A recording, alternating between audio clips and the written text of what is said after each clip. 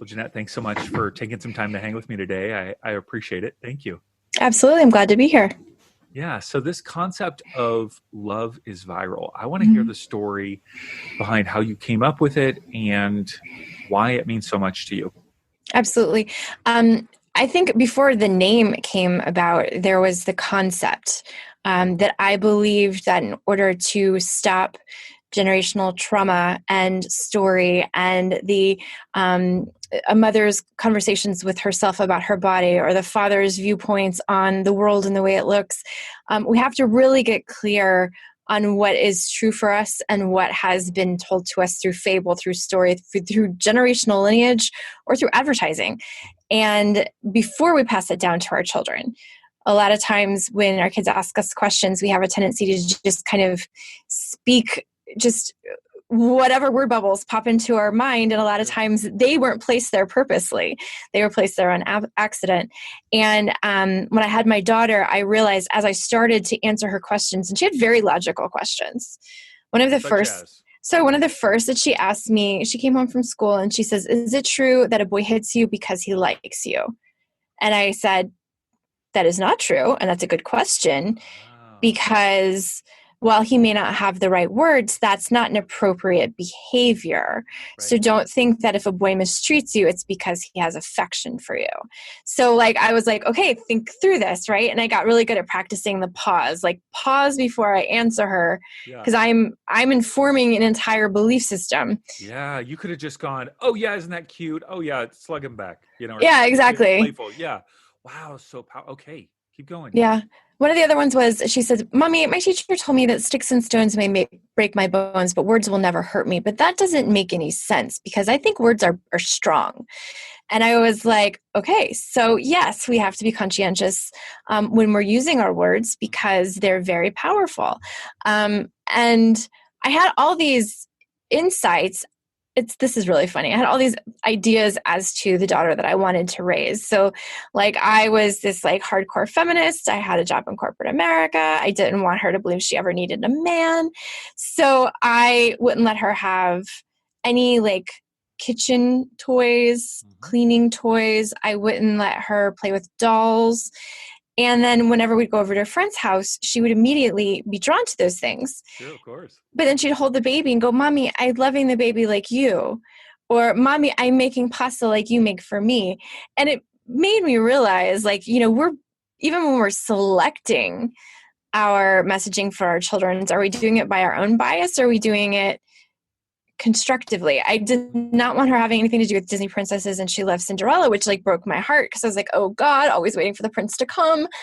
And then one day she click clacks across our kitchen floor in my high heels. She was 4, and she was very purposeful. And I was like, "Where are you going?" And she says, "I have Cinderella with me. We're going to New York to close a deal." Because she'd hear me talk about how I would go on these trips to close business deals. And I was like, oh my God, Cinderella's not her aspiration. She's her business partner. So it made me kind of aware very clearly of how we construct messaging based on our own bias, based on the way we've been raised, our own trauma, our own triggers. And my daughter ended up being the one that named our company. So her name's Olivia, and I call her Liv. And I had previously written a book called Lore. And I was having a very deep conversation with her in the car one day. And I was like, I'm trying to decide what to name my company. Do I name it after one of my babies, Liv or Lore? And she says, "Well, I don't like you naming a company after me, but what if Liv stood for something?" And I said, "What could it stand for?" And she says, "Well, you believe that people need to love themselves to love others. And you also believe, or it's a media company, so you want things to go viral. So what if we made love go viral? What if it stood for love is viral?" And I just loved that because the entire concept of deep work internally so that we can create generational social change, and what it does not only for yourself and your loved ones, but also for your community, your globe, the people that you come in contact with. Our influence is shifted as we begin to look internally. Mm-hmm. Tell me a little bit about your own journey. When did that own self-exploration, start to come about? Because it sounds like you've had some sort of an awakening along the way. At what point did that come for you? I've had many awakenings. I feel like when I didn't get the message the first time, I kind of got a shoe across the top of the head. It happened in multiple ways. And I think when I was ready to face certain aspects of my life or belief systems, right? So I was raised in a very strict religious upbringing by a minister father, but my mother was an addict. So we had this dichotomy, this weird juxtaposition of God and alcohol within the same home that created a lot of struggle for me. And so there was alcohol covered up in the process, or was it more open? For a long time. For a long time, it was covered up because I don't think anyone wanted to realize that there was an issue, and or what the issue was until much later. And it was as I became older that I kind of went on this quest to find myself, and I didn't have an understanding of faith as most people do. So I kind of went on my own little journey. It lasted about 10 years. I made a lot of mistakes. I learned a lot of things along the way, and created my own relationship with faith that I think that was very important. And then the second time I had a deep awakening was when I divorced my daughter's father. And that was a very traumatic experience. It was every story I ever had in my head was triggered. And I remember lying on the floor of our guest bedroom. He was in the process of moving out, and just crying and being like, not believing that I could be a good anything, a good mother, a good wife, a good friend, and just being like, feeling so broken open. And after that, I think my true deep internal journey began, because then it was like, okay, what kind of woman is going to get up off this floor? What kind of mother is getting off this floor? What partner is getting off this floor? And I decided while I was down in that deep space that whoever was coming out of the ashes was not going to look like the person who walked in the room before. How do you look different these days than that person? I think for me, it was, and it continues to be a connection to voice, right? So finding my own voice and advocating for self. I think in past relationships, I had allowed behaviors because I didn't believe that I was lovable or worthy. And so there became like a deep healing process where it was like, why don't I believe that I'm lovable? Why do I allow certain people to come into my life and mistreat me? And if I'm the common denominator, it's not their fault. It's what I'm allowing. It's what I'm bringing into my life. And so I think that the standards became very high. With that said, that's not that there's a new, I have great boundaries, but there's also love and compassion, right? Understanding that we're all on our own journey. And just because, you may not be right for me or this situation or this job, that doesn't mean that it's not right for someone. But it was really there's kind of an emotional maturity that grew from that. Wow. And you're in a relationship now. And how would you, that's a big, I know for anyone that's come out of a challenging relationship, obviously to enter into a new one is really it can be scary, it can be overwhelming, it can be exciting. Sure. Obviously it's all the things, Yep. How did you have the courage or the fortitude to enter into a new relationship after the previous one didn't go the way you wanted it to? Sure. I spent a long time single. I was single for 5 years. And I dated here and there, but I was never very serious. There was that if I could be with someone that gave me their name and we have a child together, and so horrifically, how can I open myself up to trust?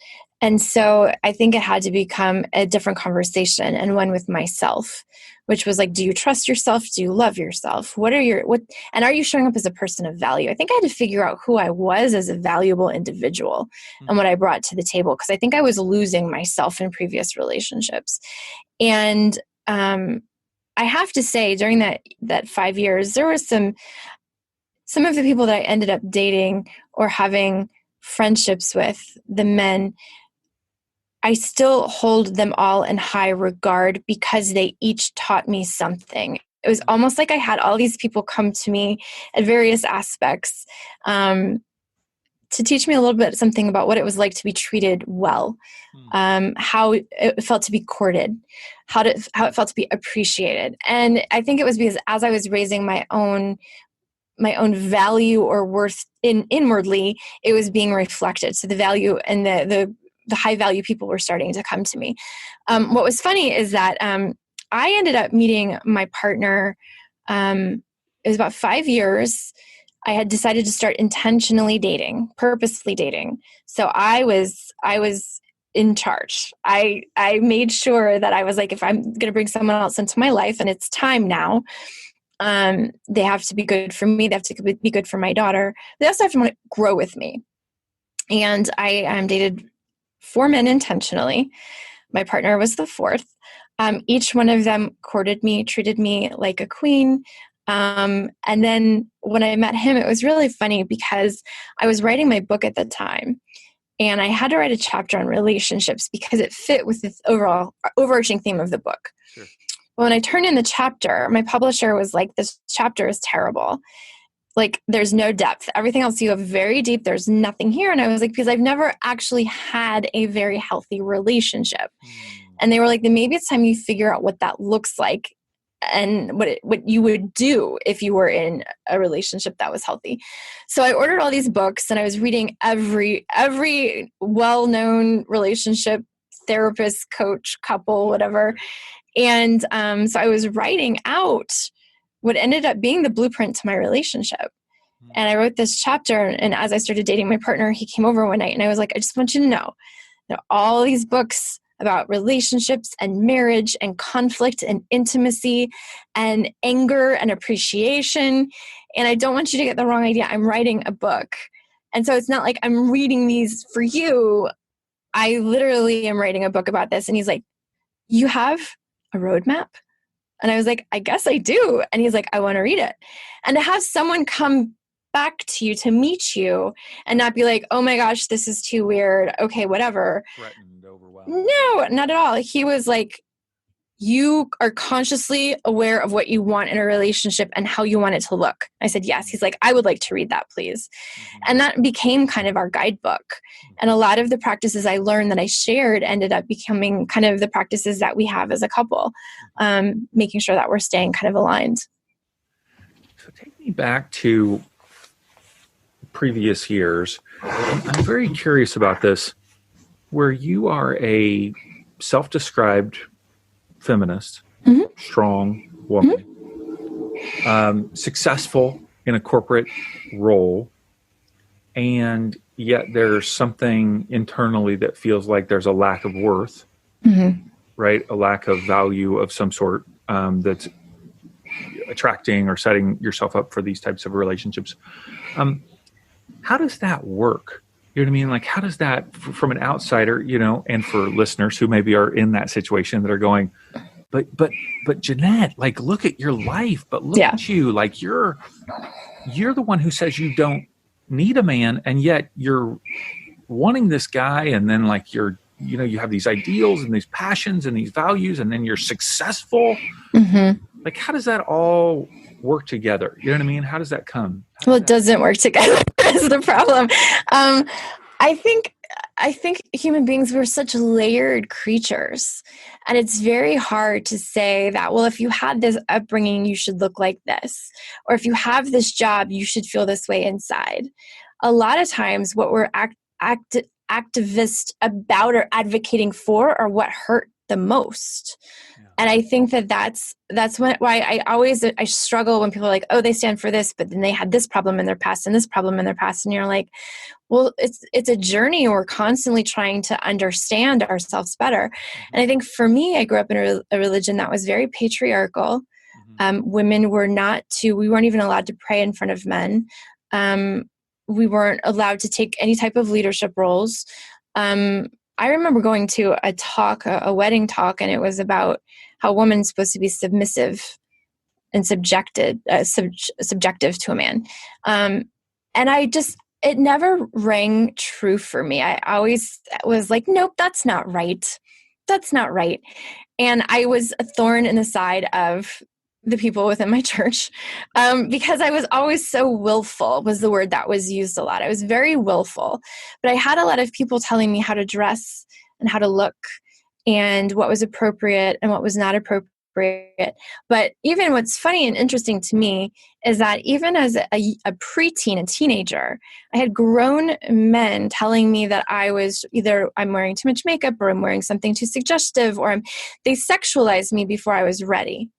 And I think that was another thing that became kind of like an anger point within me, is that like, I don't feel like a woman yet. I'm still a girl, but you're already kind of blaming me for the way I make you feel. And so that became a theme, I think, throughout my teen and young adults and even into my 30s, where the men across the table, and I just found it interesting. You know, I was in a patriarchal home and religion, and then I moved into finance and corporate America, and I'm usually the only woman at the table.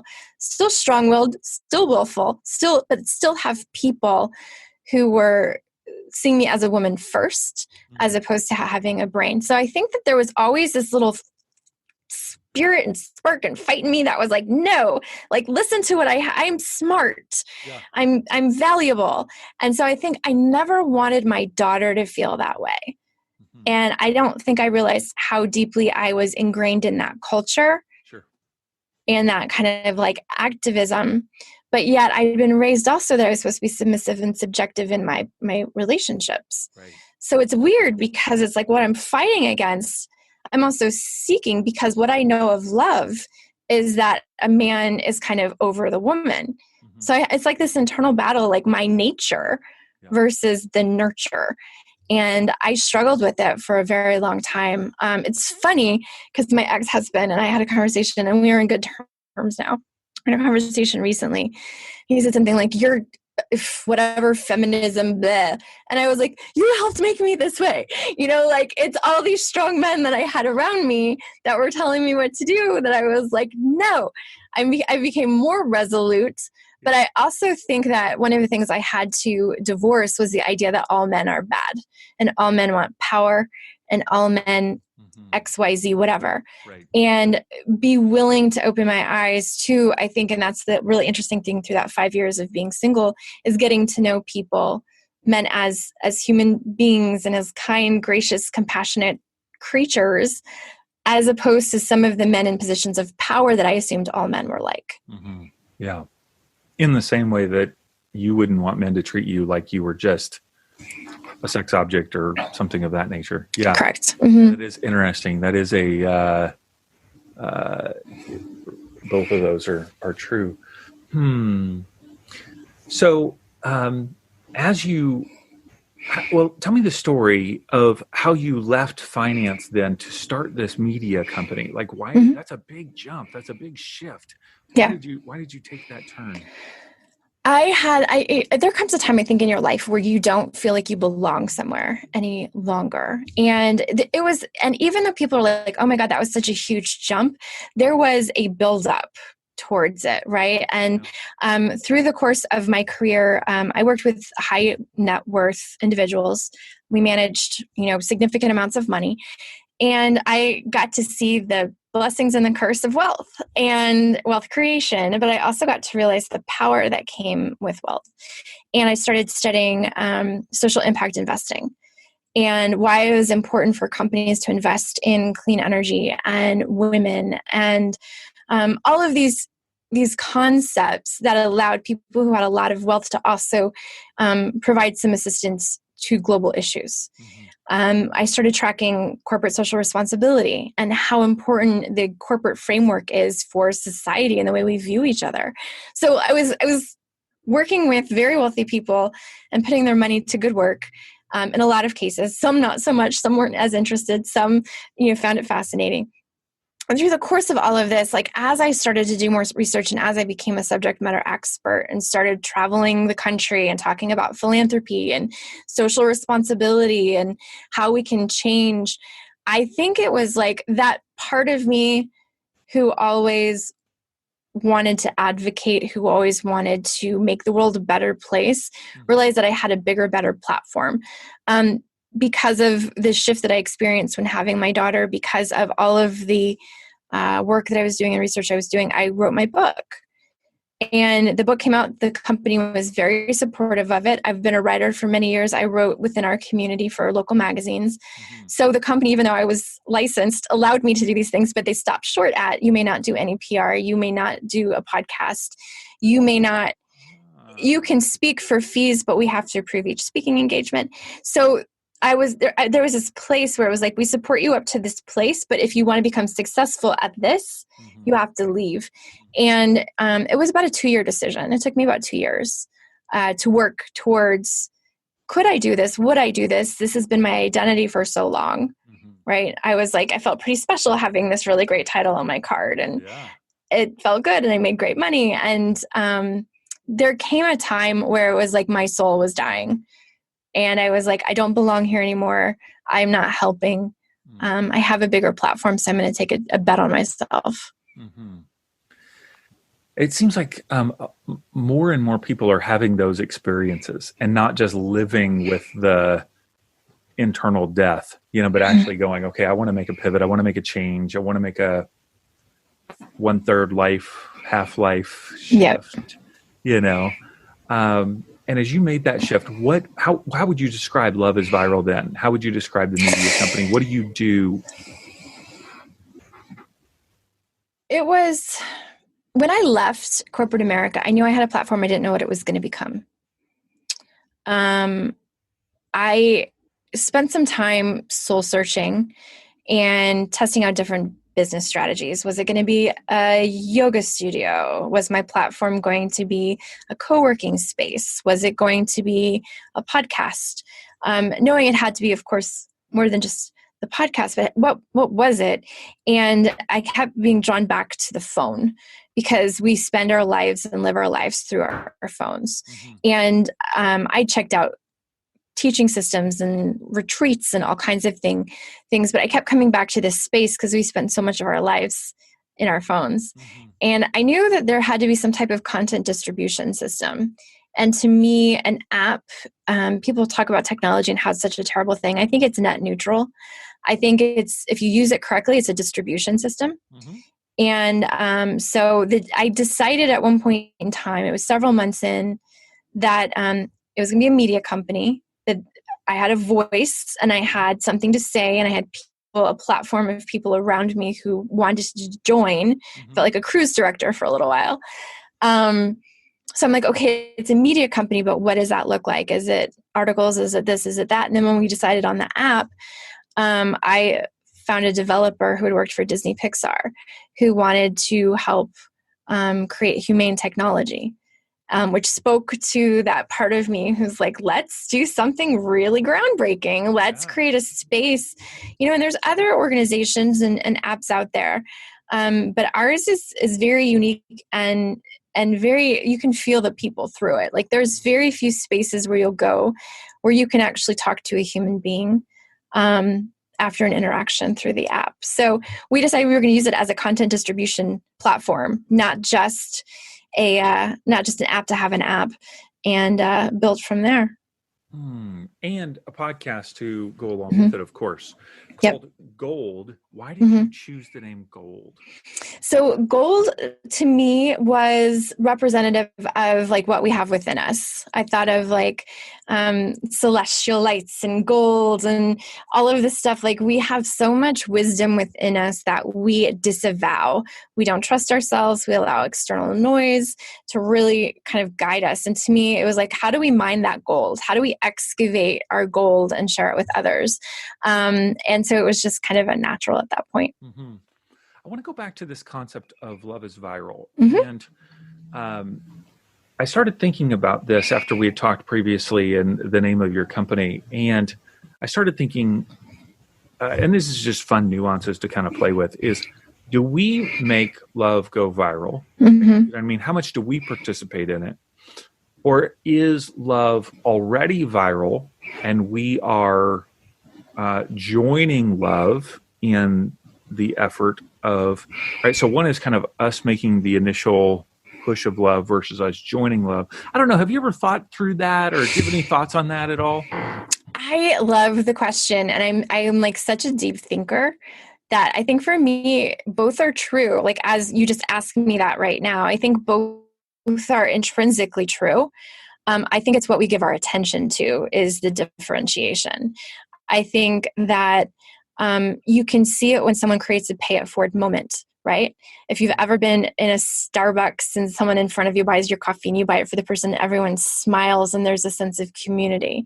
We're currently going through this pandemic and you're seeing people singing off their balconies and giving free training lessons on roofs. And you're like, we are so full of joy and love and gifts to share, but our attention has been divided. So I think love already is viral, but if we actually put intention behind it and thought about how the way we think, the way we shop, the way we consume, the way we create, if we considered how it affected other people and we were intentional in the way that we expressed ourselves, because we knew we're all connected. It's a domino. If you thought about that intentionally, I think that's a really beautiful thing. I think the question comes from within me because, as you know, I grew up in a very conservative religious background as well. One of the phrases that is in my, kind of background or tradition is, how can we join God where God is already at work? Mm-hmm. So there's a sense of the divine is already doing something unique in a situation, and how can we, rather than kind of pushing the boulder uphill, join where the boulder's already in motion? Mm-hmm. And yet, at the same time, does it seem like perhaps the divine is at work anytime someone's heart is sparked to do something out of love, right? Whether love is already in motion in those situations. But that is interesting. It seems like some people are called to be the people that start the viral coffee in Starbucks, and others are called to just be the ones who keep it going, Mm-hmm. And it seems like you're called to be the one who starts the viral Starbucks process. I hope, what I hope more than anything, and this is what I'm learning as I'm starting to communicate with some of our guests and our users, is that there's already a spark within everyone, but there's distraction and confusion. Mm-hmm. And I actually have people who are using the app now sending me like notes, and I've been on a couple calls with a few of them. And what I keep hearing is, I know what I should be doing, but it feels overwhelming. I know what I want to do in life, but it feels really hard to get there. There's almost like this gray filter in front of people's eyes, and they can see something just on the other side of it, but they don't know how to like get to it. Mm-hmm. And so I think what I'm finding more than anything is that there's a spark, there's a desire, there's a will, but we've consumed so much information. We've had so many people share with us their generational ideals and belief systems that we believe our life should look a certain way, and we get in our own way. So I think that the spark is already there. I think it already exists. And I think in a lot of ways right now we have the time and opportunity to question who are we serving, right? So like if your work if it's all about I need to make money and this makes me look good and my title's great, is that actually serving anyone? Are you doing it from a place of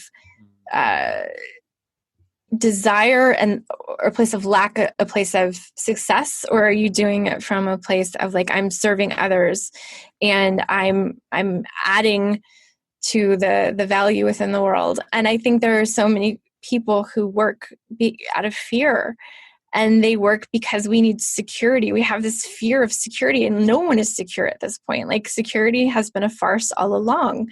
And I think that's one of the things that people are really questioning right now is like, I had this great job. I have this great house. I have this great life, and it can be taken from me in an instant. So what does it all really mean? And I think that's a fascinating place that a lot of people are in. Don't get me wrong. I feel for, especially I live in Las Vegas, we will likely by the end of this be the hardest hit community. We have over, I think, 350,000 people out of work. Yeah. People are going hungry. We do not have money for them right now. So I don't in any way downplay what they're going through. But I think if the people who are feeding them and the people who have employed them, the people who have insured them, and the people who have provided all of the things that they need, the government, if they take a look at how they're serving, I think that that's a huge eye-opener. Mm-hmm. One last question for you. I want to talk about the type of world that you want your daughter to grow up and experience. Obviously, she's 9. She's already experiencing it, but she's got a lot of years in front of her. Mm-hmm. What do you want her to experience in this world? What's interesting is I think my answer about a month ago would be different than it is today. And I don't know what that means just yet, because I feel like our answers are just outside of ourselves. Like the old systems and the ways that we've looked at creation and job attainment and all of that stuff, I think it's all being called into question right now. And so before I would have said, I want my daughter to be able to walk into a workplace and feel powerful. Okay.